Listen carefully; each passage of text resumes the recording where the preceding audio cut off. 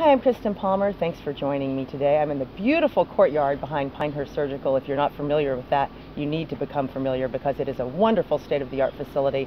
And I'm joined by Dr. David Grantham. Good morning. Hey, good morning. How are you? I noticed today we're going to be talking some about melanoma, a cloudy day, and it makes me think of the fact that we still need sunscreen on these cloudy days. Absolutely.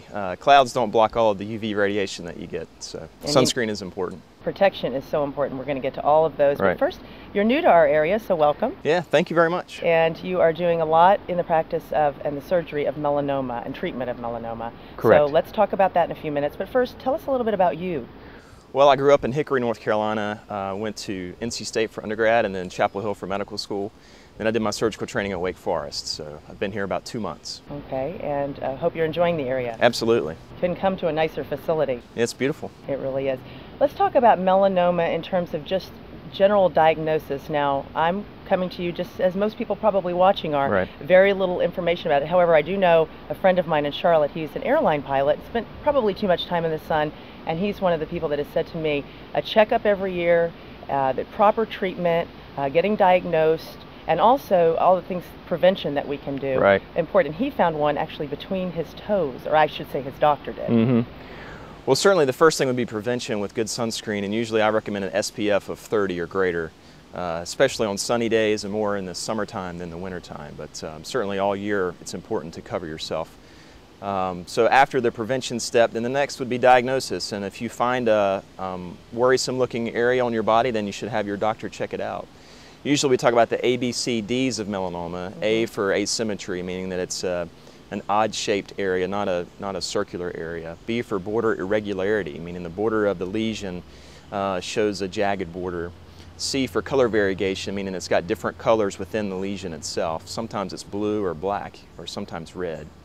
And then D for diameter greater than the tip of a pencil eraser. So it doesn't necessarily have to meet all those specifications, but if it meets one or two of those, you should have it checked out. And oftentimes you can't see it to the eye. I mean, it's not visible to you, and again, why your yearly physical, right, and maybe even a physical with a dermatologist is important. Well, the American Cancer Society recommends that anyone over the age of 40 have a yearly screening exam of their entire skin. And so when a patient comes to me with melanoma, because somewhere between 5 and 10% of those patients will have a second lesion at the time of the first lesion being diagnosed, I say, I'm going to check all the skin that you brought with you today, and we examine them from head to toe and look at all the skin. And I know people out there, because I'm like this, and a lot of people are a little bit apprehensive or afraid, or, you know, sometimes you're just quite frankly afraid of the information you might find out about at the doctor. What do you say to that?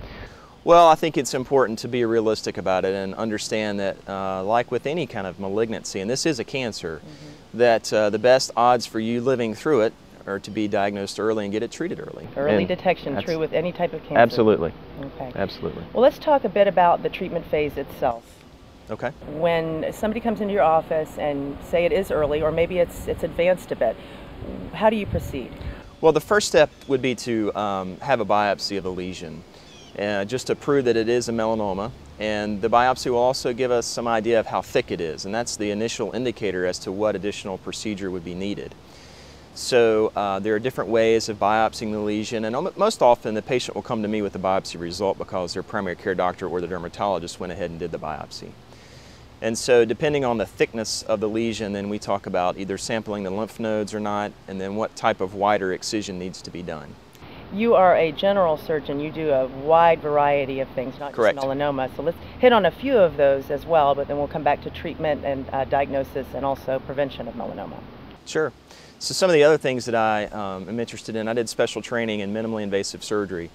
And so what that means is that I try to do anything with small incisions and a laparoscope, so that instead of back in the 70s and 80s when everybody had a big incision on their belly, I like to use small incisions.